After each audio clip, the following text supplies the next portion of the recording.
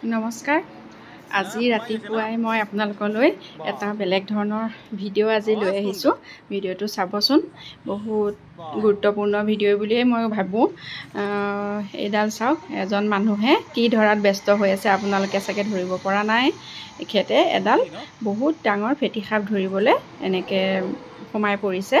এইটো হ'ল আমাৰ সন্মুখৰ বাইদেউগৰাকীৰ ঘৰৰ ছাগলী, হাঁহ আৰু পাৰ থকা সজা। চাওকচোন, ইমান ধুনীয়াকৈ চাফাকৈ থৈছে আৰু ঘৰটো নতুন পকাৰে বনোৱা ঘৰ, যদিও তাত আজি বহুত ডাঙৰ এডাল ফেটি সাপ, চকৰি ফেটি আচলতে বহুত ডাঙৰ হয়, এনেকৈ সোমাই আছিলে। আৰু বাইদেৱে এবাৰ হাঁহৰ ডিম আনিলেগৈও বোলে।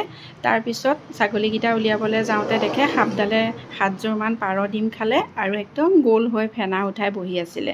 আৰু তেনেকুৱাতে আহি পেলাই আমাৰ হাজবেণ্ডৰ ওচৰলৈ আহিলে, যিহেতু হাজবেণ্ডৰ হাতত এই ল'ৰাজনৰ ফোন নাম্বাৰ আছিলে। তেখেতে আমাৰ ঘৰতো যোৱাবাৰ এডাল ধৰিছিলে।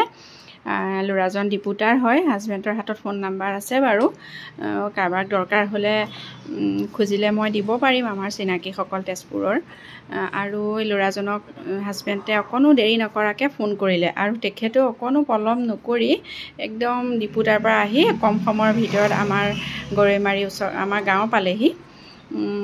গতিকে আৰু তেখেতে এয়া ধৰি আছে। সাপডাল ধৰাত বহুত কষ্ট হৈছে, লুকাই লুকাই গৈছে, যেনি তেনি গুচি গৈছে। যিহেতু সাপেও মানুহ দেখিলে আচলতে ভয় কৰে চাগে, সিও সেয়া পলাব ধৰিছে। আৰু চাওক, লাষ্টত সেইডাল হাতত ওচৰৰ ল'ৰাজনে ধৰিব এতিয়া। এয়া চাওক, হাজবেণ্ড গৈছিলে, মই যোৱা নাই বাৰু। এয়া চব পলাইছে। এয়া ধৰি আনিব দেখুৱাম সাপডাল। আচলতে সেয়া চাওক, বহুত ডাঙৰ সাপ, চকৰি ফেটি।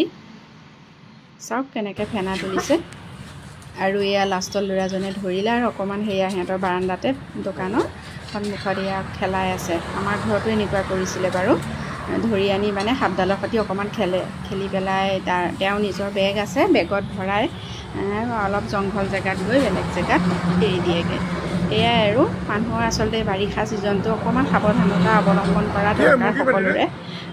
ভয়েই লাগে এই বস্তুবিধলৈ, বিৰাট ভয় কৰোঁ। আপোনালোকো সাৱধানে থাকিব। দেখুৱালোঁ ক'ত কেনেকৈ আচলতে থাকে, কোনেও গম নাপায়। এইডাল চাওক, সঁচাই ভয় লগা। এনেকুৱা এডালটো মানুহৰ কেনেবাকৈ ভিতৰত সোমালে দিগদাৰেই আৰু বিচনাৰ তলে চলে। সেইকাৰণে সকলো সাৱধানে থকাটোৱেই উচিত সেইকেইটা দিনত। বিশেষ আৰু দেখুৱাবলৈ নাই, সাপডাল দেখুৱালোঁ যিহেতু বহুত ডাঙৰ সাপ আছিলে। এয়া চাওক, কেইগৰাকীমান ফটোও তুলি আনিছে হাজবেণ্ডে। বহুতেই ডাঙৰ আছিল। আজিলৈ ইমানেই, ধন্যবাদ।